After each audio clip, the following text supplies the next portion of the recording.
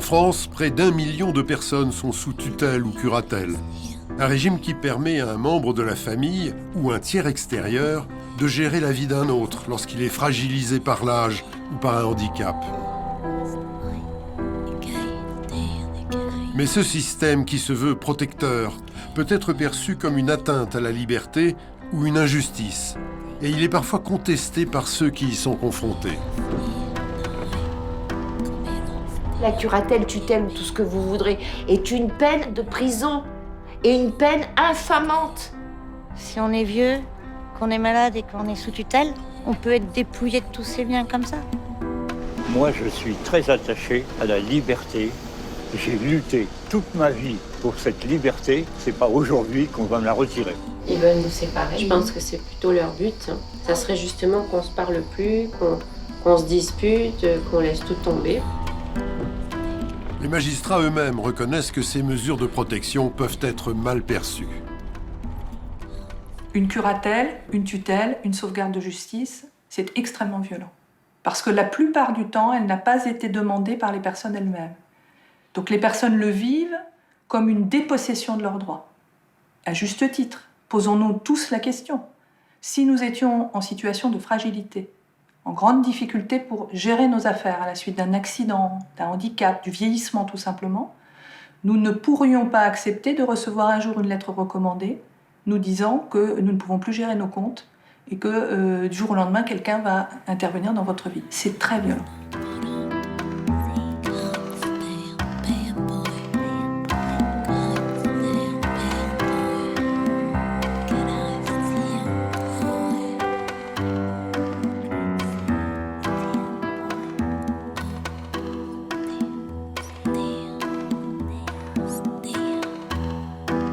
La violence du système de protection, Nathalie la vit de plein fouet.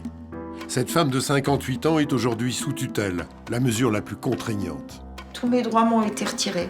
Même si je travaillais, j'aurais pas le droit de toucher mon salaire. Ça veut dire que je n'ai rien. Je ne vais bientôt avoir l'EDF coupé, je vais bientôt avoir plus de téléphone. J'ai emprunté 3 sous à des amis pour acheter un peu de tabac et voilà, c'est tout. Si Nathalie se retrouve sans revenu, c'est parce qu'elle refuse de rencontrer son mandataire, car elle n'accepte pas la tutelle. Pour elle, celle-ci est abusive. Au départ, c'est une dette de loyer de 10 000 € qui va conduire cet artiste peintre dans cet engrenage.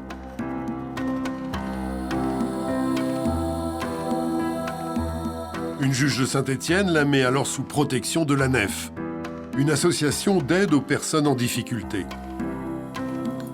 Mais elle s'accroche avec l'assistante sociale et selon Nathalie, celle-ci se serait vengée en faisant un signalement au procureur. Comment voulez-vous vous battre contre un système où des gens vont se mettre à plusieurs, assistantes sociales, juges, machin, hyper assermentés, même s'ils sont un peu frauduleux, vous aurez toujours tort. Pour Nathalie, l'assistante sociale se serait donc servie du système de protection comme d'une arme de représailles. Nous avons tenté d'avoir des explications auprès de la directrice de l'association. Je peux vous assurer que les faits qui ont été observés sont de nature à mettre en danger cette dame au moment où nous l'avons accompagnée. Et dans ce cadre-là, je suis désolée, mais on ne peut pas fermer les yeux. Mais en fait, c'est très subjectif. Quand on parle de faits, non. Quelqu'un qui ne s'alimente pas, ou peu, quelqu'un qui sort plus, quelqu'un qui a besoin de soins médicaux mais qui ne prend pas rendez-vous chez le médecin, tout ça, ce sont des éléments, entre autres, hein, on pourrait y en avoir bien d'autres, qui font que cette personne se met en danger. Pour Nathalie, ce signalement est injustifié. Artiste, elle vit un peu à la marge, mais elle est autonome, trilingue et diplômée. Ne pas être dans la norme ne signifie pas qu'on soit dément. En rien, on n'est pas dément. Et on utilise cette chose, tutelle, curatelle, pour soumettre les gens à une norme qui n'est pas la leur. Maintenant, il est certain que chez les artistes, on ne va pas trouver beaucoup de normaux. Hein. Le signalement de l'assistante sociale déclenche la procédure. Le dossier de Nathalie part entre les mains de la juge des tutelles de Saint-Étienne, qui mandate un expert médical. Mais Nathalie refuse de lui ouvrir. Cette espèce de toubib qui vient forcer ma porte. Il veut pas me laisser de documents, il veut pas me dire son nom. Je lui dis d'appeler la police, il veut pas. Et il me fait une perquisition. Il a fait sa tournée générale, il a regardé dans les placards, dans le frigo, il a regardé... Je lui dis, vous avez trouvé quelque chose? Non. Non.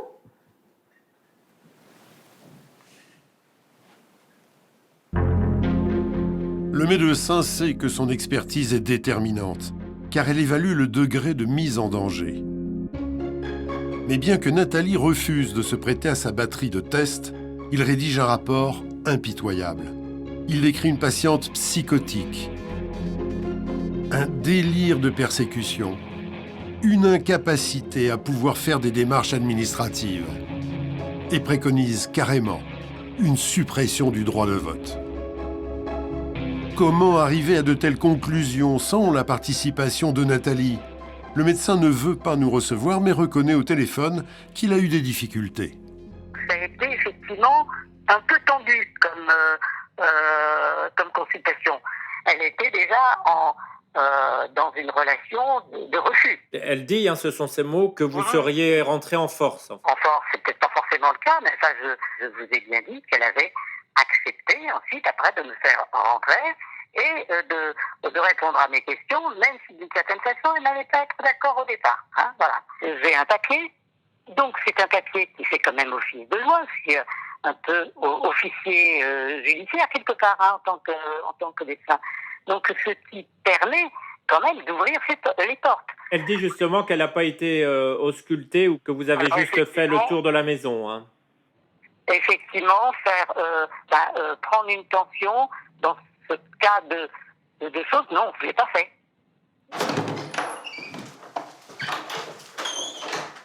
Nous avons demandé au docteur Castro, expert auprès des tribunaux depuis 27 ans, si ce type d'expertise sans l'accord du patient était conforme à la pratique. La loi vous dit que vous ne pouvez pas rentrer en force. Effectivement, la loi nous empêche de le faire, mais c'est surtout notre fonction de médecin. Nous sommes là pour les aider. On ne peut pas, pour examiner quelqu'un avec sérénité, on ne peut pas lui braquer la lumière dans les yeux et lui poser des questions. Il faut établir un dialogue. Sans ce dialogue, on ne peut pas examiner la personne. L'expert mandaté pour Nathalie rend un rapport faussé, mais qui pèse lourd dans la décision de la juge. Celle-ci décrète une mise sous tutelle pour 5 ans, sans même convoquer ni notifier Nathalie, ce qui est pourtant obligatoire. Cela signifie donc qu'elle souffrirait de graves déficiences et qu'elle se met en danger. Sollicitée, la juge nous fait part d'une fin de non-recevoir. J'ai le regret de vous indiquer que je ne vous accorderai pas d'interview. Pour se sortir de cette situation, Nathalie s'est tournée vers une association spécialisée sur les abus tutélaires, l'AFCAT. Son directeur, Claude Petit, reçoit tous les ans des dizaines d'appels à l'aide. Il se rend chez Nathalie. Quand avez-vous rencontré le juge des tutelles? Pour mon défaut de loyer, là, je l'ai rencontré. C'est à ce moment-là que, avant même de savoir quoi que ce soit, il me disait tutelle, tutelle, tutelle, tout de suite tutelle. D'accord. Bon, ça c'était impossible. Je ne voulais pas de son assistante sociale, je ne voulais pas de sa tutelle. Un défaut de loyer, une dette de loyer ne justifie pas une mise sous tutelle. Ah, tout à fait. Voilà. Pour moi, la chose est claire, c'est une mise sous protection abusive.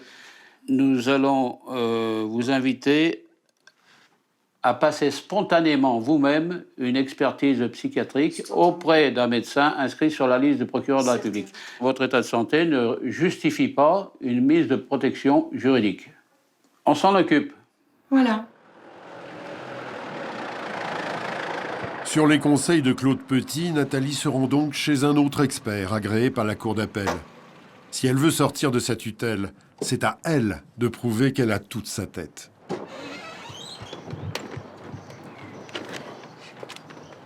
Vous vous rendez compte de l'importance de cette journée aujourd'hui? Parce que finalement, on va déterminer si oui ou non c'est justifié le fait que vous soyez sous tutelle. Mais c'est pire que ça, c'est ma liberté qui se joue. Ma liberté pour n'avoir rien fait. pour être absolument innocent. C'est dément, c'est complètement dément. Nathalie vit sa tutelle comme une agression et met en cause la négligence de la juge. Mais la tutelle est le parent pauvre de la justice et les magistrats sont débordés. Un juge des tutelles, il a en charge en moyenne 3000 à 3500 dossiers. Quand je parle d'une moyenne, cela veut dire qu'il y a des endroits où les juges ont beaucoup plus de dossiers, donc beaucoup plus de situations. Et ça, c'est évidemment... C'est ingérable. Hein. C'est à la limite du gérable. Et c'est d'autant plus à la limite du gérable que les greffes des tribunaux d'instance sont en très grande difficulté, puisqu'on est à peu près 20% de vacances de poste.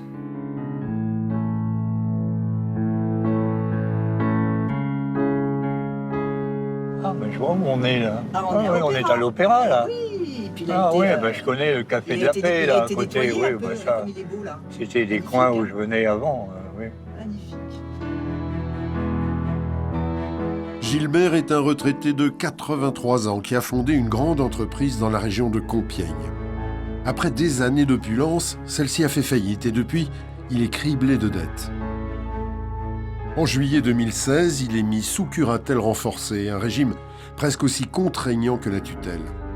Pourtant, la loi de 2007 stipule qu'un surendettement ne justifie pas une mise sous protection de ce type.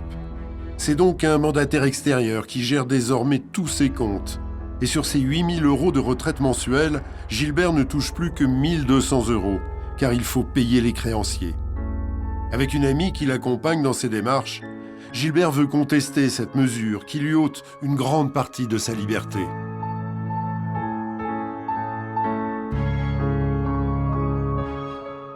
On a tout essayé pour faire croire que j'étais pas tout à fait sain d'esprit.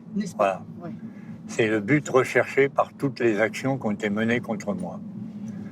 C'est pour le protéger, ça c'est le mot qui revient toujours. On est là pour votre protection, ne vous inquiétez pas. De toute manière, à chaque fois, on me renvoie ailleurs, je suis plus capable de ceci, de cela.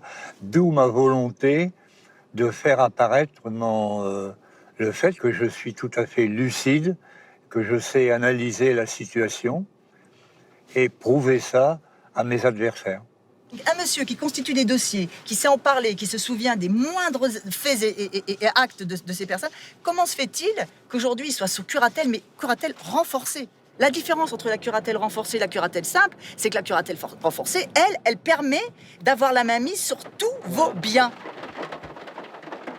C'est désormais un mandataire de l'UDAF, la plus grosse association dans le domaine des tutelles, qui se substitue à Gilbert dans la plupart de ses démarches. Mais celui-ci ne lui rend pas la tâche aisée et conteste presque toutes les semaines la tenue de ses comptes. Bonjour, vous pouvez vous présenter, s'il vous plaît. Monsieur Lefebvre. Bonjour, monsieur Lefebvre. Ça va, vous? Il y a des paiements qui sont faits sans que je ne sois informé.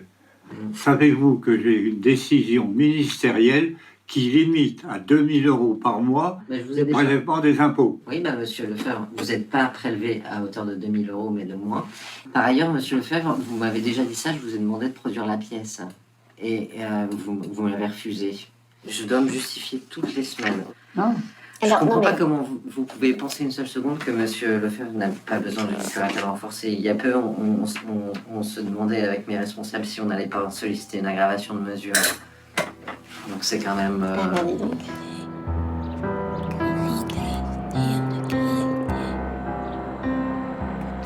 Gilbert est sonné. Il ne s'attendait pas à ce que l'UDAF souhaite que la juge aggrave sa mesure de protection pour le mettre sous tutelle. Une mesure que la loi destine plutôt à des grabataires, comme nous l'explique le docteur Castro.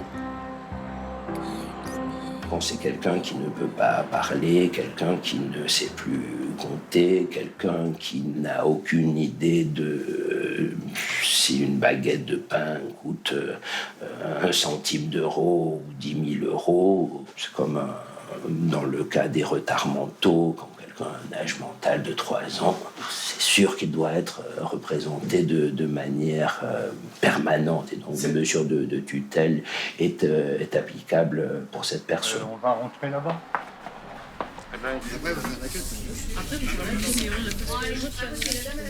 Gilbert est bien loin de ce type de déficience. Il est autonome. Et la mairie lui a même proposé un poste de suppléant dans ce bureau de vote lors des élections présidentielles. Malgré son âge, Gilbert n'est pas de nature à se laisser faire. Alors, quand il conteste des documents, il affirme qu'on les signe pour lui. Sur celui-ci, il affirme avoir oublié de déclarer une dette importante. Mais selon lui, le document est faux. Là, il y a une signature qui n'est pas la même que celle que je fais habituellement. L'écriture aussi ne correspond pas à ce que je fais habituellement, puisque sur tous mes documents que j'écris, c'est toujours G. Lefebvre. Or là, le document fait état de Monsieur Lefebvre Gilbert. C'est pas moi qui ai écrit ça. Indiscutablement, on a imité ma signature pour faire passer divers dossiers. Gilbert a porté plainte, mais il ne sait pas ce que celle-ci est devenue. Son courrier est aux mains de l'UDAF, l'un des organismes qu'il soupçonne de ces faux en écriture. Peut-être le monsieur là. À la porte, un médecin envoyé par le tribunal. Bon, je fais monter jusque-là, hein.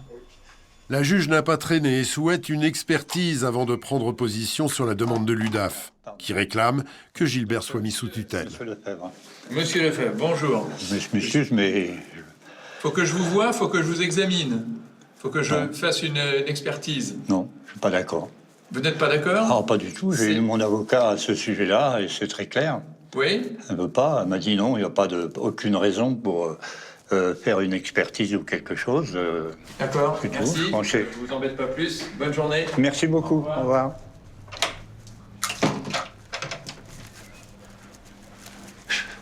C'est parti. Ça y est. Si Gilbert a refusé l'expert, c'est notamment parce qu'il s'étonne de ses compétences.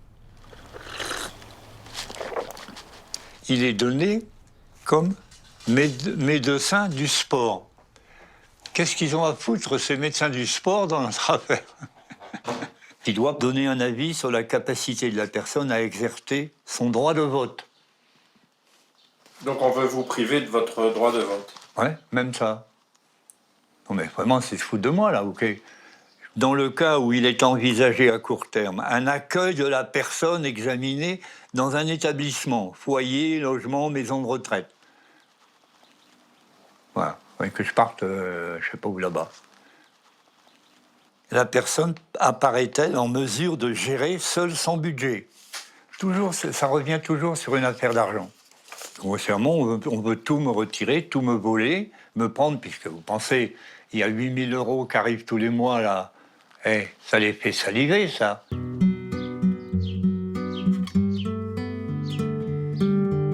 L'UDAF doit accompagner Gilbert dans toutes ses démarches administratives. Mais aujourd'hui, alors qu'il va contester la liquidation de son entreprise, il est seul.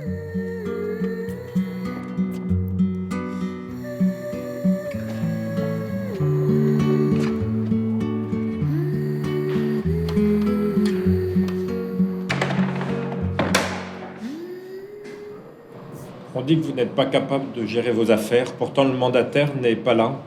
On veut vous faire passer pour quoi? Pour un malade. Quelqu'un qui n'a plus sa mémoire et qui est incapable de gérer, d'analyser la situation, de prendre les bonnes décisions, etc. Ça vous blesse qu'on puisse penser ça de vous? Oui. Sans vouloir être trop prétentieux, je suis un grand chef d'entreprise qui a créé des produits et aujourd'hui on me traîne dans la boue, je ne dors pas. Je suis hanté par toutes ces questions qui tournent, qui reviennent. Je dis mais c'est pas possible, c'est pas possible.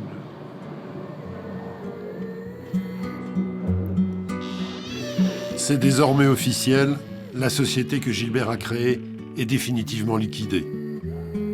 Le temps de la splendeur est révolu.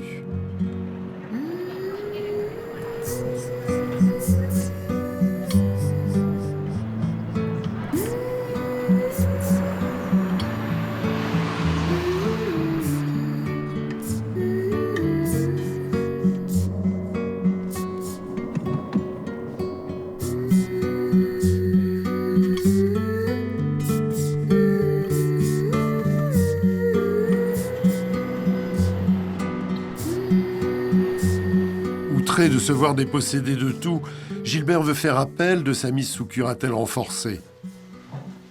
Il s'est tourné vers un avocat. Il est reçu par Maître Williams. Avocat, c'est ici. Voilà. Ah, on peut aller. Hein. Si vous avez envie de faire chauffer la carte bleue, si vous avez envie de dilapider tout votre argent, vous avez le droit de mourir pauvre, monsieur. Et ça, c'est pas une raison pour mettre quelqu'un sous un régime de protection, de curatelle renforcée, vous comprenez. La seule raison, le seul motif réel qui existe, c'est d'avoir une déficience mentale qui le met en danger personnel. C'est-à-dire, vous vous mettez en danger par votre propre incapacité mentale, par votre propre déficience, par votre maladie. Or, tant que vous n'êtes pas malade, monsieur, vous avez le droit de faire ce que vous voulez de votre patrimoine. Vous avez le droit de ne plus rien laisser derrière vous. À 35 ans, personne n'envisagerait de vous mettre un instant sous curatelle ou sous tutelle. Personne. Comment vous le vivez, ça? Très mal. Je veux vraiment les démolir, ces gens-là, parce qu'ils cassent une vie qui s'est bâtie par le travail et brusquement, sur un rapport, sur une chose, vous vous trouvez complètement écrasé et vous êtes dans l'incapacité de faire face à ça, alors que vous avez, pendant toute votre vie, fait face à des quantités et des quantités de problèmes bien plus importants que vous avez solutionnés. Gilbert serait victime d'un système qui place trop facilement et trop souvent. Une particularité unique en Europe est dénoncée par un récent rapport de la Cour des comptes. Nous avons une vraie difficulté sur l'accompagnement des personnes les plus âgées, pour lesquelles nous pouvons collectivement avoir tendance à penser qu'il vaut mieux faire à leur place plutôt que de les accompagner parce que ça prend plus de temps. La France a une attitude beaucoup trop paternaliste vis-à-vis des personnes adultes en particulier, et qu'elle n'essaie pas de privilégier les dispositifs d'accompagnement. Elle a beaucoup trop tendance à effectivement renvoyer vers le judiciaire et vers des mesures dites substitutives, c'est-à-dire vers des mesures qui privent la personne de la possibilité non seulement d'être entendue dans ce qu'elle souhaite, mais de prendre des décisions par elle-même. Ça n'est pas respectueux des personnes.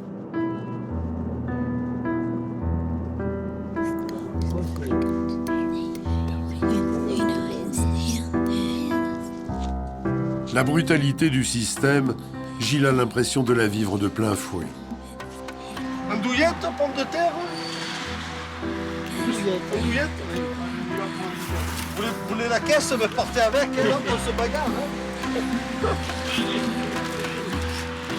Vous voulez voir s'ils sont aperçus? Ah ouais, putain, moi je dors pas, hein. Gilles a 83 ans.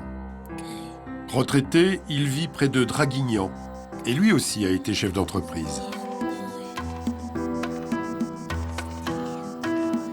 Gilles habite dans cette propriété qui lui appartient, ainsi qu'à sa femme, Annie. Annie est atteinte d'une maladie dégénérative qui l'a fait sombrer peu à peu. Il y a 5 ans, Janie, la fille de Gilles, rentre du Canada pour s'occuper du couple.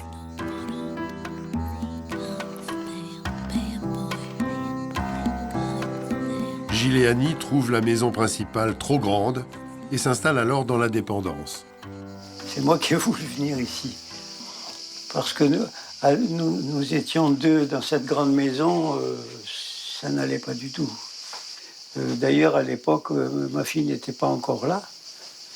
Et puis, quand elle est arrivée, elle est rentrée du Canada, ben, tout naturellement, on l'a logée là-bas. Janie et son compagnon Yves assument toutes les dépenses courantes car la retraite de Gilles n'est que de 1 800 €. Mais en 2016, les services sociaux s'inquiètent de l'état de Gilles et de sa femme. J'avais une pression en fait incessante des assistantes sociales du Conseil général, des médecins, des infirmières qui venaient à ce moment-là et qui me disaient « Oui, votre père, il n'est pas facile à manipuler, enfin, il ne fait pas ce qu'on veut, il ne prend pas ses médicaments, il ne fait pas ceci, il ne fait pas cela. Mettez-le sous tutelle parce que sinon, on ne peut rien faire. » Donc, j'ai demandé à être tutrice des 2. Janie se tourne donc vers la juge des tutelles qui met Gilles sous sauvegarde de justice. C'est une mesure temporaire qui permet d'enquêter avant de décider de la mesure de protection la plus adaptée. Mais c'est une mandataire extérieure qui est nommée, alors que la loi stipule que la famille est prioritaire. Si j'avais eu la tutelle, pour moi, ça ne changeait pas grand-chose. C'était juste une procédure, en fait.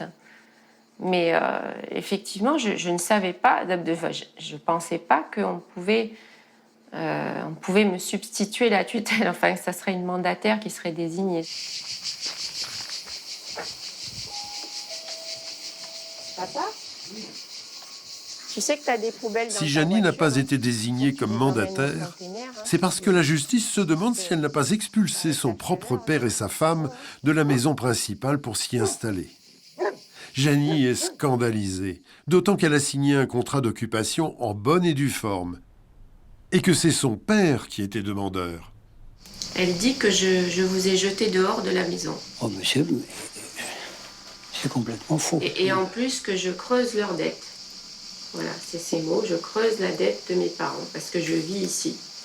J'ai cette maison depuis 40 ans, j'ai pas l'intention de la vendre, et puis elle était destinée à ma fille. Elle a qu'un objectif, c'est de nous prendre cette maison. Hein. Ils veulent nous séparer, ils veulent séparer la famille. Je pense que c'est plutôt leur but. Hein. Ça serait justement qu'on se parle plus, qu'on se dispute, qu'on laisse tout tomber, peut-être, ouais. Je sais pas. Alors que tout se passait bien jusqu'à maintenant, jusqu'à ce qu'elle arrive, en fait. La famille se sent mise à l'écart. Kinésithérapeute, Yves s'occupe beaucoup de la femme de Gilles et a investi plus de 100 000 € pour maintenir la propriété en état. Sans lui, pas de survie possible. Mais la mandataire lui a demandé de cesser son aide, car il n'est pas officiellement marié avec Janie. Depuis que je suis là, je les aide, et puis là, je ne peux plus les aider, puisque la mandataire m'a exclu, donc je n'ai plus rien à donner. Hein. C'est-à-dire ? On m'a dit, ce n'est pas vos affaires, vous n'avez rien à payer, vous n'êtes pas de la famille. Bon, je ne suis pas marié avec Madame Thévenot, mais pas besoin d'être marié pour partager sa vie avec quelqu'un. Hein. La mission de la mandataire est clairement définie par la juge. Aucune évaluation du patrimoine ne lui a été demandée. Mais un mois après la mise sous protection, Janie et sa fille Pauline voient débarquer un expert immobilier. Je lui ai dit, monsieur, vous ne rentrerez pas chez moi parce qu'il est hors de question que vous fassiez une expertise de la maison. C'est là qu'il m'a traité, il m'a dit, oui, vous faites vivre vos parents dans une masure et vous êtes une mauvaise femme. Et puis il avait un ton très agressif. Il t'a menacé de faire un rapport. Il nous pointait souvent du doigt, parlait très proche du visage. Et puis après, voilà, il nous a menacé de faire un rapport sur nos comportements, étant donné qu'on ne voulait pas qu'il reste plus longtemps ici. Et vous voyez quoi derrière tout ça ? Eh bien, la vente de la maison, elle veut faire expertiser la maison pour ensuite la vendre, puisqu'elle l'a bien mis dans un courrier qu'elle m'a adressé. Dans son courrier, la mandataire va encore une fois plus loin que ce que lui autorise la juge. Elle estime que la situation de Gilles et sa femme n'est pas viable, alors que le budget est pourtant équilibré grâce à Yves. Elle propose donc de vendre ou louer la propriété. Janie et ses proches devront déménager et l'argent pourrait servir à payer un EHPAD, une maison de retraite médicalisée pour Gilles et sa femme. Ils vont partir dans un EHPAD immédiatement, mais ça va les tuer. Hein. Annie, elle ne supportera pas l'EHPAD. Hein. Moi non plus. Et toi encore moins. Hein. Moi non plus. Pas du tout, du tout. Je ne peux pas envisager ça. Ouais. C'est ça qui est terrible. Hein. La maison, c'est vrai, finalement, la maison, c'est qu'une maison où on habite. Mon père, il est bien, ça fait 40 ans qu'il vit là, mais le plus triste, c'est qu'il va terminer dans un EHPAD. Un EHPAD au Luc, là, à Mourois. Avec tout ce qu'on a fait comme travaux pendant 40 ans, se faire jeter dehors, oui, c'est comme si on se faisait jeter ça ne peut dehors. pas passer. En attendant de savoir si la juge va donner la tutelle définitive à Janie ou la laisser à la mandataire extérieure, Janie et Yves se trouvent désormais dans une situation ubuesque.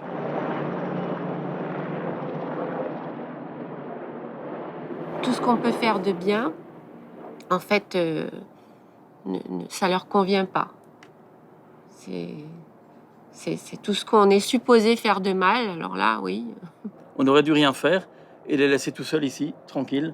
Oui, mais on nous aurait accusé quand même de laisser... De non-assistance. De non-assistance à personne. En fait, on est accusé de tous les côtés. Tous les mots. Qu'on fasse quelque chose ou qu'on fasse rien, on est accusé. On est en train de les enfoncer, et puis de détruire la famille.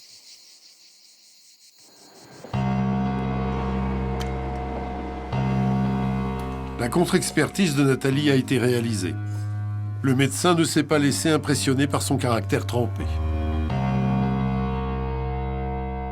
Nathalie Gardette ne présente aucun argument médical pouvant justifier une mesure de protection juridique. Nathalie n'en tire aucune gloriole. Le respect de la liberté, il est plus là. Et ça, c'est terrible. Moi, je suis née dans un pays libre. Alors ensuite, t'étais Einstein, t'étais pas Einstein, t'étais Jobard, t'étais pas Jobard, t'étais original, t'étais pas original. Peu importe qu'on ait un wookie, c'est pas grave. Le mec, il arrive à se prendre en charge, il fait sa popote, il fait son machin, il embête personne. Pourquoi on va le faire chier? Même s'il est un peu allumé sur les bords. Franchement, on comprend pas cette notion de liberté, on comprend pas du tout. Nous, quand j'étais gamine, on avait des oiseaux dans le village, des sacrés oiseaux. Ils les tutelisaient pas et ça allait très bien, chacun s'en occupait, puis c'est tout. C'est les gens qu'il faut responsabiliser. Nathalie espère que cette contre-expertise va entraîner une main levée de sa mise sous tutelle. En attendant, impossible de toucher aux 820 € d'aide qu'elle reçoit par mois, puisque son compte est bloqué par l'UDAF, l'organisme qui gère sa tutelle. Pour le débloquer, il faudrait qu'elle s'y rende. Aller à l'UDAF et ils vont me tomber dessus et me forcer à signer une tutelle qui n'a pas lieu d'être, qui n'a absolument pas lieu d'être. Et avec un chantage de « si vous signez pas, eh ben vous n'aurez aucun argent, vous n'aurez aucun accès à vos comptes, on ne paiera pas vos factures, c'est nous qui décidons. »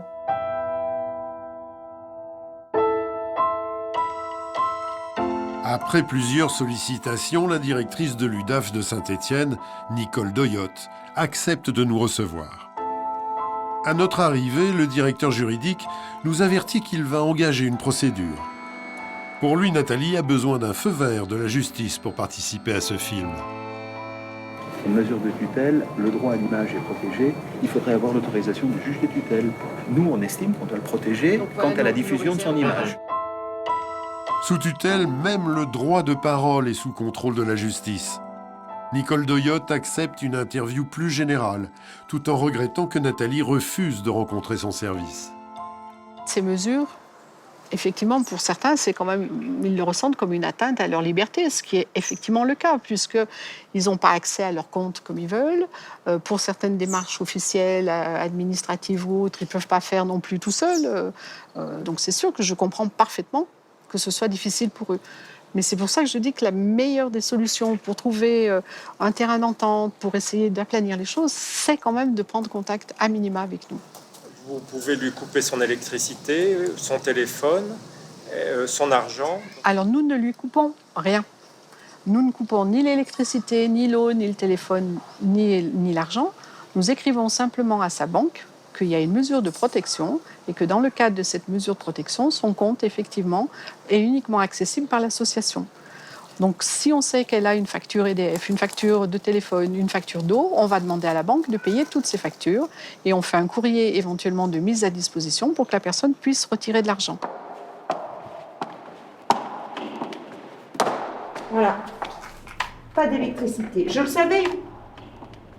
Moi, je deviens folle. Voilà, c'est noir, il n'y a absolument rien. Voilà. Et l'eau va couler partout. Voilà. Nous avons vérifié les factures. L'EDF n'a pas été réglé depuis 3 mois. C'est à porte ouverte. Ça va nous faire la lumière de dehors. La personne qui est totalement isolée, qui n'a personne, parce qu'on a le droit aussi d'être quelqu'un comme ça, qui n'a pas trop envie de fréquenter du monde et d'être isolé, ou une personne âgée. Il est mort, il meurt là. Il meurt parce qu'il est totalement désorienté, ils ont fait de lui un fou, il n'a pas à manger, il est dans le noir, il n'a pas d'eau, il n'a rien, il est isolé comme s'il avait fait un crime.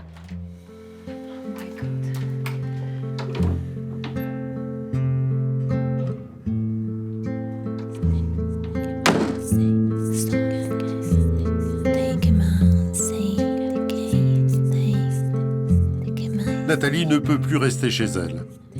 Elle prend la route. Des amis vont l'héberger quelques jours.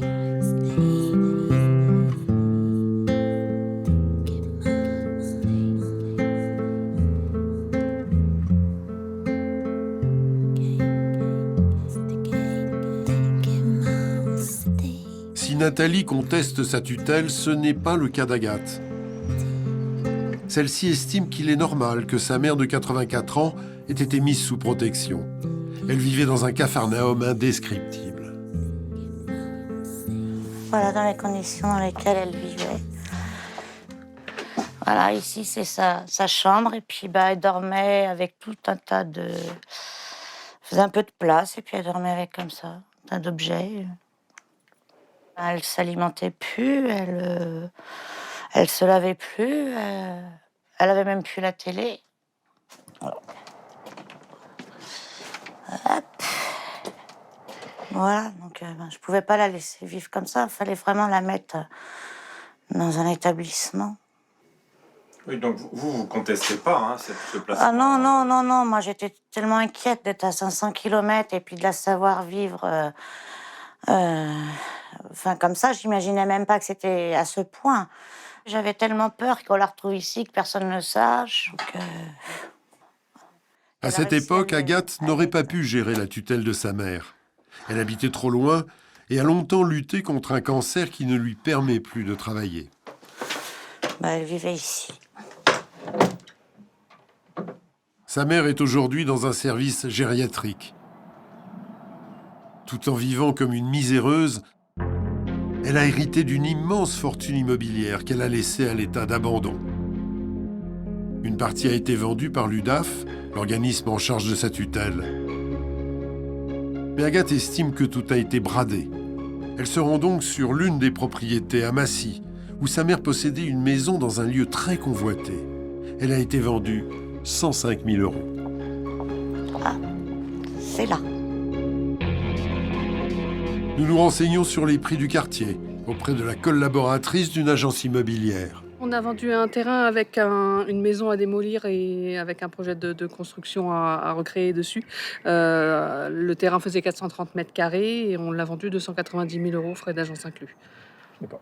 Et c'était dans un quartier aussi coté que celui-là? Oui, un petit peu moins coté qu'ici. D'accord. Vous avez une idée de combien il a été vendu celui-là? 105 000 €.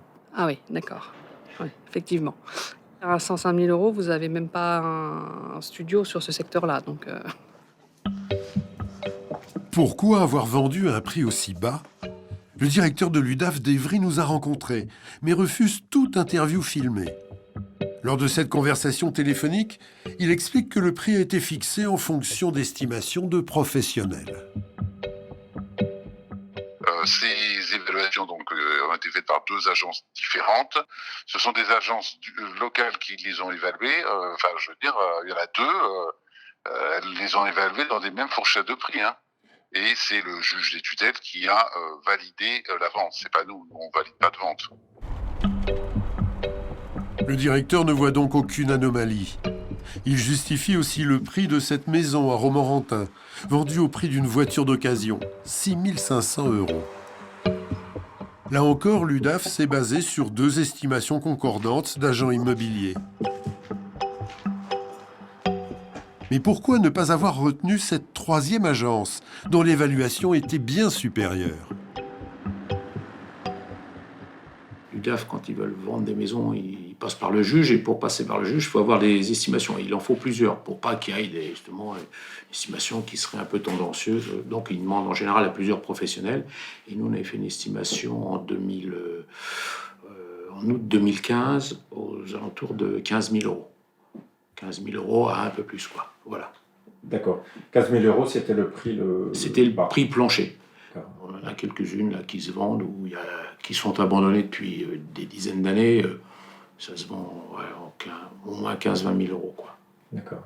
Voilà. Okay. Est-ce que vous connaissez le prix auquel ça a été vendu? Ah, pas du tout, non. 6 500 euros. Oui, c'est pas très élevé, quoi. 6 500 euros au lieu de 15 000 euros. Les nouveaux propriétaires ont eux-mêmes été surpris des conditions de vente. Il n'y a jamais eu de pancarte par laquelle maison à vendre, non, c'est pas. Et il a dit qu'on était prioritaire. Oui, parce que comme j'ai ma maison à côté, bien sûr, alors il a dit vous êtes prioritaire dessus. 6 500, c'était une bonne affaire, c'est sûr. Oui, ils nous ont facturé pratiquement autant de frais que le montant d'achat de la petite maison. Oui, mais...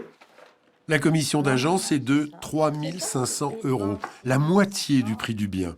Elle n'a pas été négociée. 6 500 pour deux.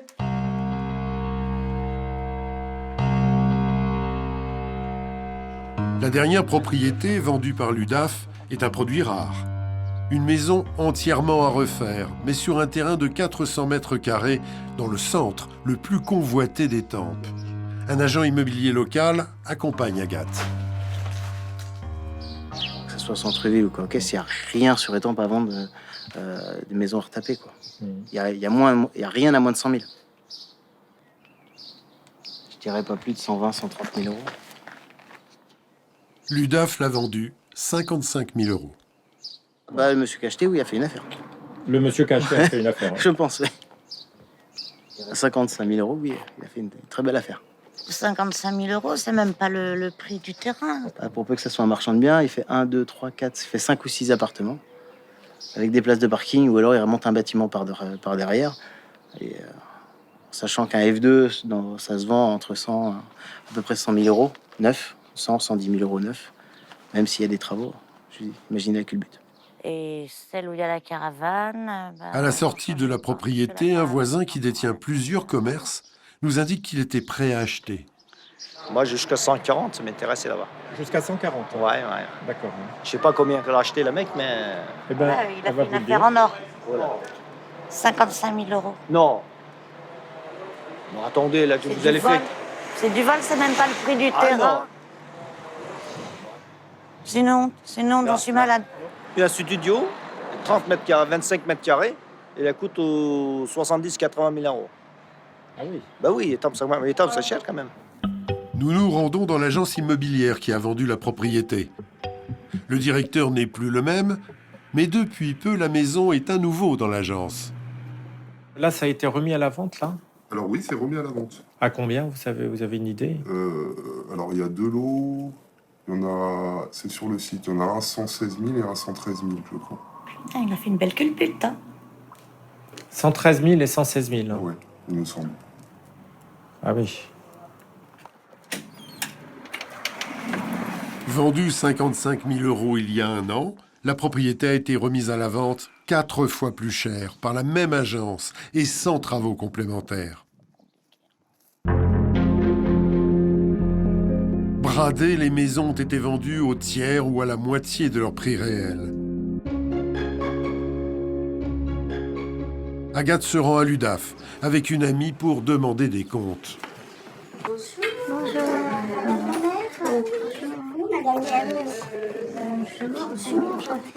Je voudrais savoir pourquoi vous êtes en train de brader toutes les propriétés de ma mère. On ne rate pas les propriétés puisqu'on a fait des estimations.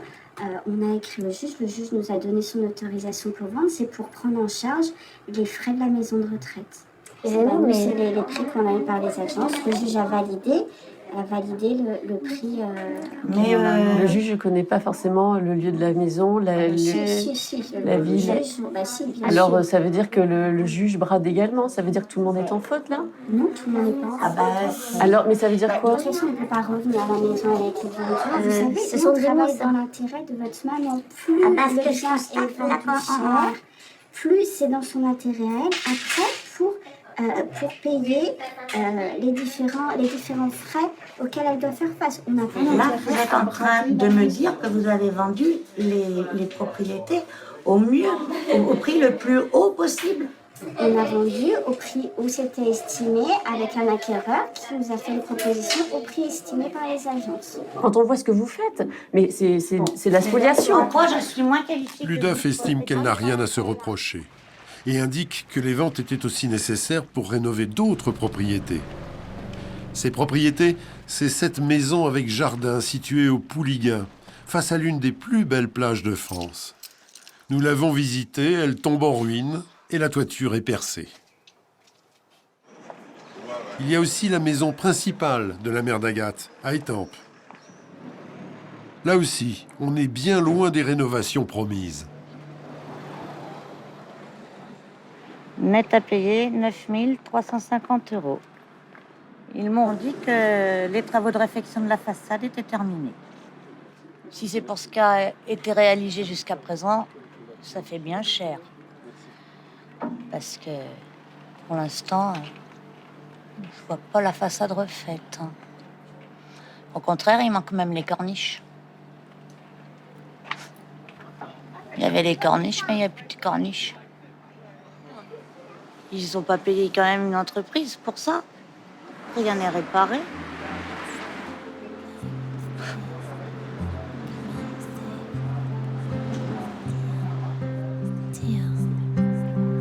Informée par nos soins de la préparation de ce documentaire, la juge a finalement demandé une enquête sur la vente de 2 des propriétés qu'elle estime bradées par l'UDAF.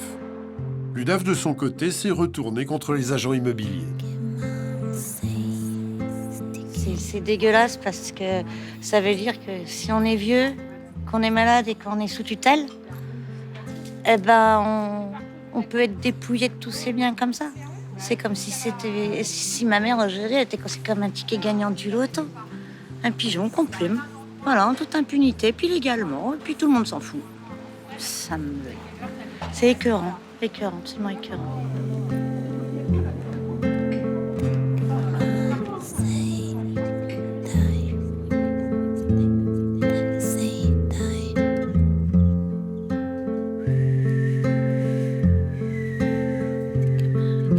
Pour montrer qu'il a toute sa tête, Gilbert se rend chez un médecin expert. Cette démarche est essentielle car la loi précise qu'on ne peut mettre une personne sous régime de protection si elle ne souffre pas de déficiences qui la mettent en danger. Je commence à être fatigué de tous ces problèmes qui s'accumulent. Puis... Voilà, de te battre contre des gens qui ont décidé pour toi, voilà, alors que tu peux encore décider pour toi. Oui, oui. Voilà. T'as encore toute ta tête, on va dire. Oui. Hein, absolument, ben, je l'espère, oui.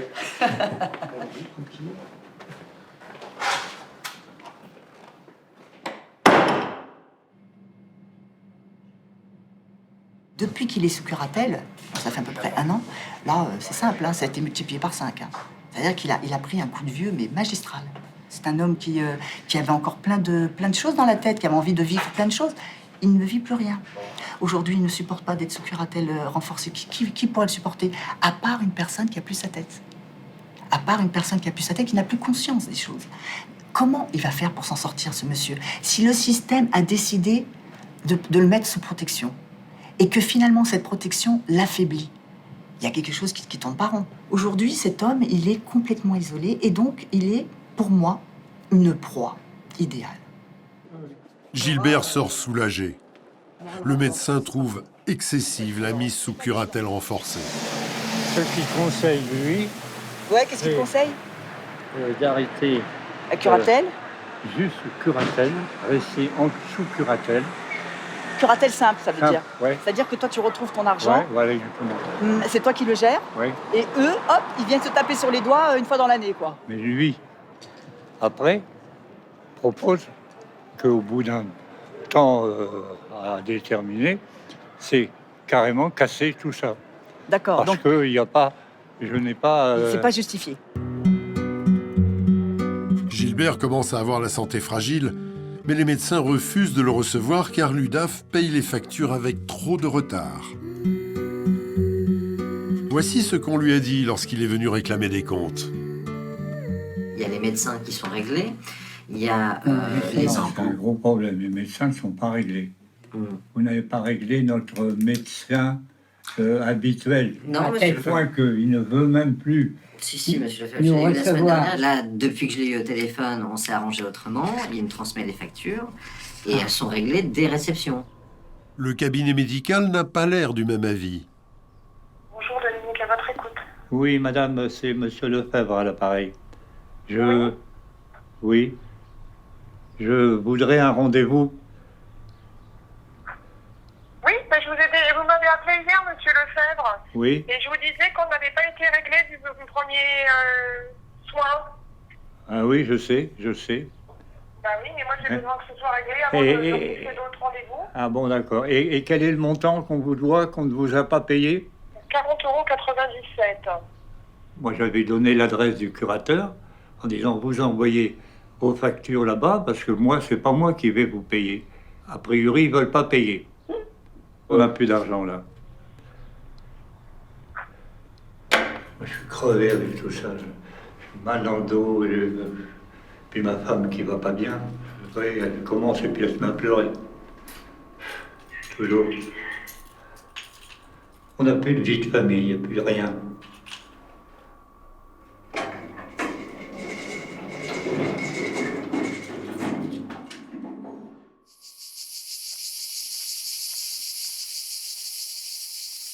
La famille Thévenot attend l'arrivée d'un huissier, de la mandataire et d'un expert immobilier.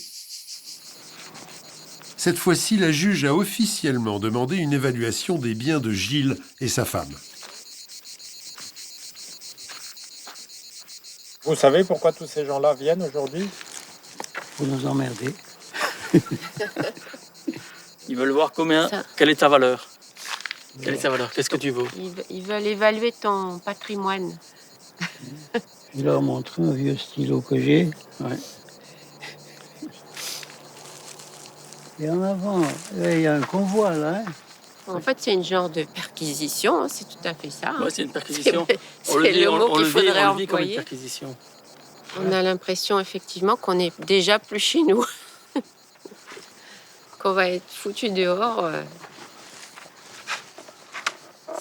Tout est décidé. Moi, j'ai juste l'impression que tout est déjà décidé, en fait. C'est comme ça. Bonjour, madame. Madame est dehors, c'est bien, c'est la première fois que je la vois dehors. Ah oui, vous ne venez pas souvent. Ah, on vient souvent. Ah non, le week-end, je ne vous ai jamais vu.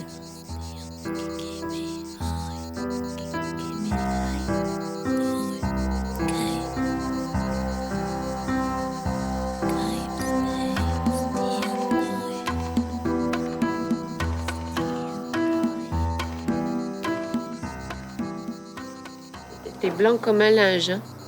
Ça ne m'étonne pas.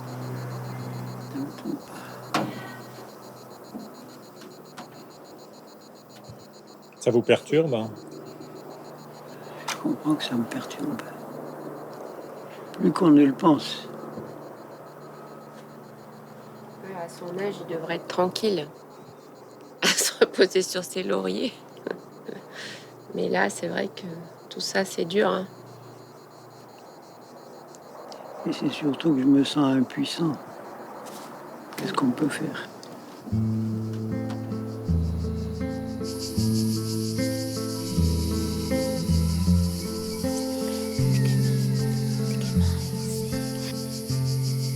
Le premier traumatisme est celui des personnes protégées, qui se sentent abandonnées aux mains de personnes qui vont gérer leurs affaires sans toujours bien comprendre quels sont leurs souhaits et quelle est leur volonté de continuer à pouvoir avoir une certaine autonomie.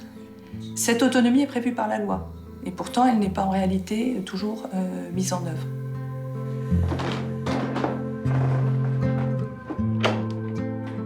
Madame, on mettra bien. Pour tenter de sortir de sa curatelle renforcée, Gilbert s'est soumis à 2 expertises médicales. Il a obtenu la note de 26 sur 30 au test d'usage. Pour le médecin, comme pour le docteur, professeur Gondlajan, vous n'avez pas de graves altérations médicalement constatées de vos capacités cognitives. Donc, l'un et l'autre préconisent une main levée de la mesure qui semble vous accabler. La seule chose aujourd'hui qui doit se poser au juge, c'est êtes-vous capable aujourd'hui de faire face à la difficulté de votre vie, est-ce que vous en avez les capacités psychiatriques et psychologiques? Je me sens avec un esprit combatif comme jamais je Mais n'ai ça, vu. que vous soyez combatif, je ne le nie pas. Et à côté de ça, nous allons avoir une dame qui va nous sortir. Mais attendez, ce monsieur, il a 900 000 € de dette. Il n'en a pas conscience. Il est devant le juge d'instance. Il vient d'avoir une liquidation judiciaire. C'est le problème de la méthode que je n'accepte pas. Ça vous choque?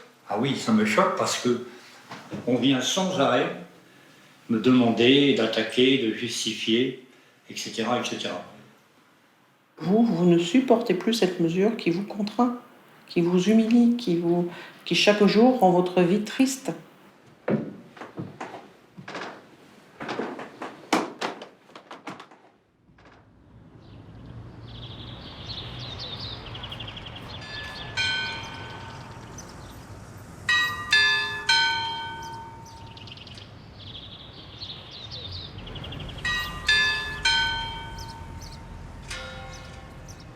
Sa vie d'avant qu'il aimait tant, Gilbert va la jouer aujourd'hui, devant la juge des tutelles. Vous savez ce que je vais attaquer tout à l'heure, s'ils m'en donnent la possibilité? Je vais leur dire, moi je suis très attaché à la liberté au niveau de la France. J'ai lutté toute ma vie pour cette liberté, c'est pas aujourd'hui qu'on va me la retirer. Voilà. Vous voyez? Voilà, et si on me retire ma liberté, alors là, je prends les armes. Parce que je suis officiellement, aujourd'hui encore, le lieutenant d'artillerie Lefebvre. C'est écrit sur les derniers documents que j'ai reçus des militaires. En avant, camarades. Gilbert souhaite qu'on le débarrasse de sa curatelle renforcée. Mais le véritable enjeu, c'est que la juge ne l'aggrave pas en tutelle. Monsieur Lefebvre. Bonjour, maître. Ça va? Oh, péniblement, mais ça va Bonjour. quand même, quoi. On est obligé de Péniblement? faire aller. Comment? Péniblement, pourquoi? Vous êtes fatigué? Ah oui, puis j'ai mal, terriblement mal dans le dos et tout ça. Ça fait maintenant, vous comprenez, tout ça, ça Alors, m'assassine. Hein. Ce que je veux entendre de vous aujourd'hui, c'est une chose, c'est cette mesure, tous les jours de ma vie, c'est une tristesse. Ce que vous venez de me dire là, justement, ça me fatigue, Ouais, ça me... d'accord, c'est Vous passé. dites, on est face à un système qui croit bien faire, qui a la vérité. Mais pendant l'audience, Gilbert ne va suivre aucun conseil de Maître Williams. Ils m'ont pas demandé mon avis. Voilà. Et pourquoi? Mais vous êtes en colère, monsieur. Comment? Vous êtes en colère. Vous avez été dénigrant pendant toute l'audience. Oui, c'est vrai, oui. Parce que je n'admets pas cette... Non, mais ça, j'ai bien compris que vous n'aimiez pas. À 50 ans, vous auriez sans doute été pareil. Oui, j'ai compris ça. Quand vous Voilà. l'avez dit. Maintenant, personne ne veut l'entendre. Personne ne veut entendre que votre caractère est difficile en lui-même. Et la prochaine fois, vous me représenterez et je ne serai pas présent. Ah si, il faut être toujours présent, monsieur. Ah bon? Alors je mettrai des pinces pour me Mais bloquer. vous êtes trop en colère, monsieur. Vous ne changerez pas. Par définition. Alors il ne faut pas que je change alors. Gilbert a au moins obtenu qu'un autre mandataire soit nommé à la place de l'UDAF. Mais il reste sous curatelle renforcée. Il a fait appel de la décision.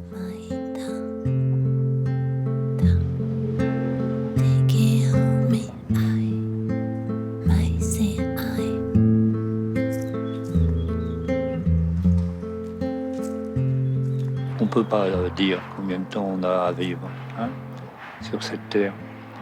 Mais j'aspire à avoir la paix. La paix avec tous ces problèmes qu'on a autour de nous. C'est triste et puis c'est difficile à vivre.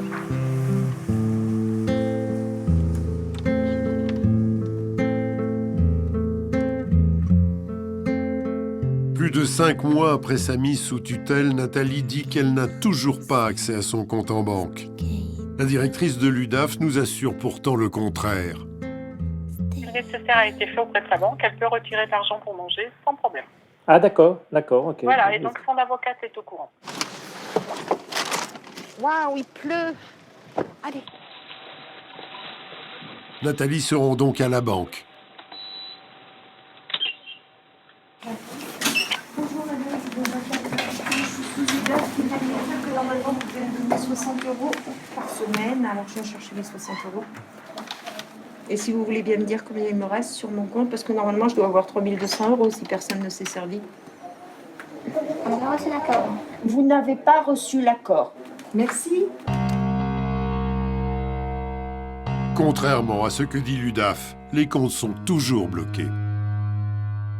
La banque a rejeté mes paiements, donc ça veut dire rien. Ça veut dire punir quelqu'un bien au-delà que serait punie une personne qui serait sous le coup d'une condamnation pénale. Car celui-là, au pire, on va lui mettre un bracelet, mais on ne lui prendra pas son argent de survie. Nathalie est affaiblie, surtout que depuis 6 mois, la justice de Saint-Étienne fait durer la procédure. On lui réclame une nouvelle expertise par un médecin choisi par le tribunal. C'est pas le grand oral, hein. Je sais pas si vous vous rendez compte, c'est pas le grand oral. C'est n'importe quoi, c'est passage obligé. C'est tout. Pour dire quoi? Combien j'ai de doigts? Quel jour on est? C'est un avion, c'est une tasse. Enfin, où vous allez, là? On en a déjà un autre rapport psychiatrique d'un expert auprès d'une cour d'appel. Il est formel, il me semble. Non, on va recommencer ça. Et ces gens-là peuvent vous massacrer, puis vous plaisanter parce que vous leur plaisez pas. Mais comment voulez-vous que je sois? On me demande d'être top niveau alors que je suis littéralement presque à genoux. Vous vous rendez compte? Vous voyez bien, j'ai perdu 8 kilos. J'ai 9 de tension. Mais je vais aller passer le test de la non-débilité parce que je ne le suis pas débile.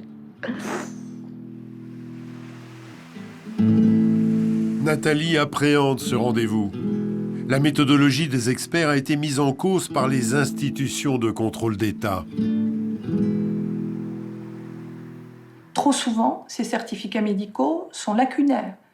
Ils peuvent être même des questionnaires à croix, c'est-à-dire que le médecin peut dire « oui, il y a altération », sans expliquer pourquoi et comment il y a une altération des facultés de la personne, et surtout, en quoi ces altérations empêchent la personne de gérer ses affaires. Alors que c'est absolument fondamental. Donc ces critiques du défenseur des droits et de la Cour des comptes sont évidemment tout à fait pertinentes.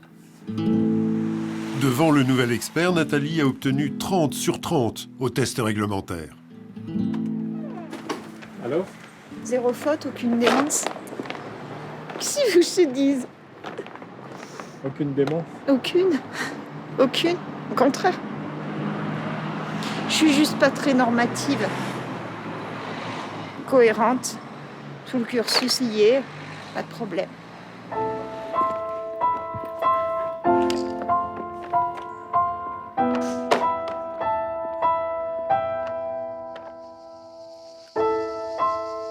À l'approche de la prochaine audience devant la juge des tutelles, Janie veut préparer son père au pire. La vente éventuelle de sa maison et le placement de sa femme dans une maison médicalisée. Je suis sûre, mais alors sûre que je n'obtiendrai pas la tutelle d'Annie. Ah oui, non, c'est sûr. Tout est déjà décidé. Tout était en déjà fait. décidé. Tout est déjà décidé. Pourquoi elle doit être placée?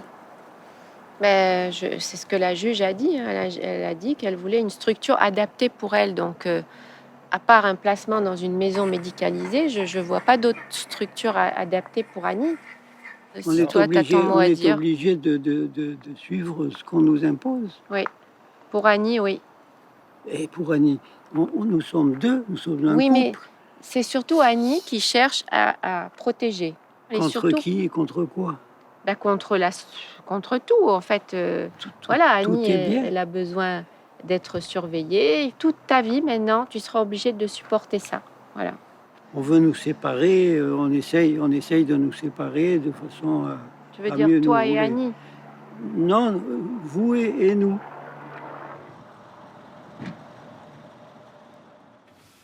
Janie, Gilles et Yves se rendent à l'audience qui va déterminer si Gilles et sa femme vont être mis sous tutelle.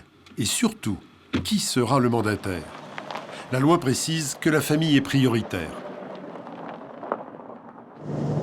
se révolte sans arrêt, si on continue cette bataille, mais voilà, tu vas y rester, toi. Hein. Tu vas y rester. Peut-être moi aussi, d'ailleurs. Il faut qu'on lâche. J'ai toujours fait ce que je voulais, et puis maintenant, je me retrouve oui. avec des menottes, presque.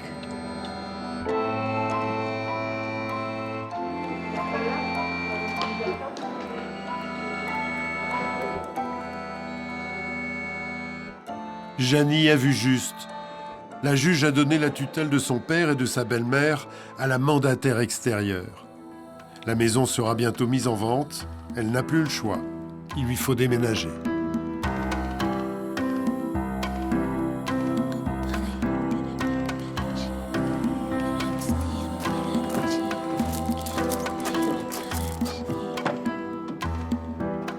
Gilles va vivre désormais seul avec sa femme handicapée. Janie aura tout tenté pour éviter ça. Elle s'installe non loin de son père.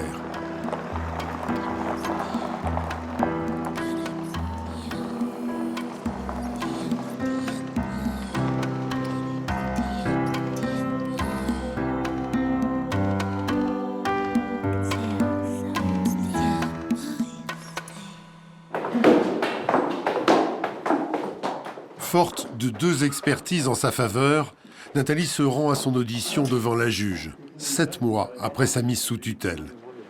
Elle est accompagnée de Claude Petit, le président de l'association AFCAT.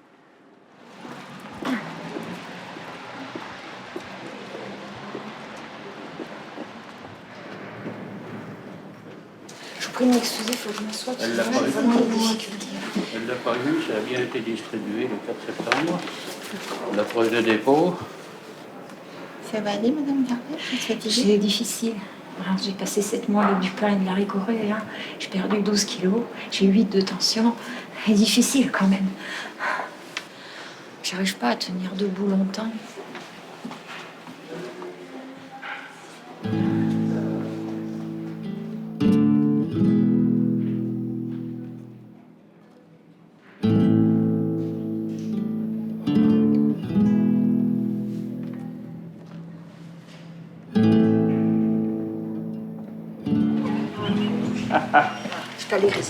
Fallait résister, c'est ça.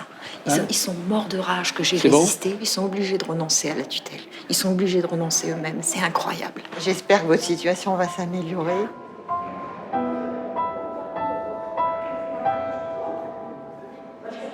La tutelle est levée, mais Nathalie se sent cassée par son combat de 7 mois. Elle compte porter plainte.